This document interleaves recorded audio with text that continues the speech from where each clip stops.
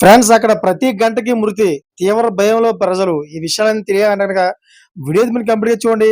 అప్పుడే మీకు complete information ఏంటో అర్థమవుతుంది.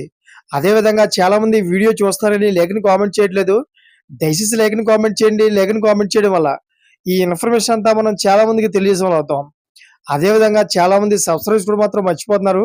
దయచేసి సబ్స్క్రైబ్ చేసుకోండి. సబ్స్క్రైబ్ చేసుకోవడం వల్ల నేను చేసే ప్రతి ఒక్క అప్డేట్ మీరు ముందుగానే పొందగలుగుతారు.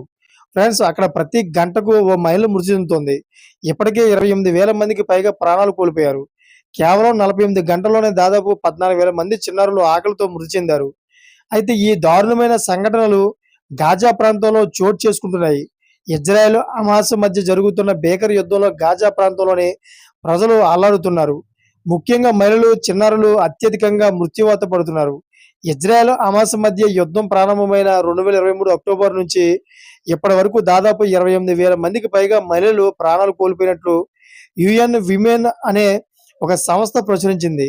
అయితే ఇజ్రాయెల్ జరుపుతున్న అటాక్స్ లో భాగంగా గాజాలో సగటున ప్రతి గంటకి ఓ మహిళ లేదా చిన్నారి మృతి చెందుతున్నట్లు వెల్లడైంది.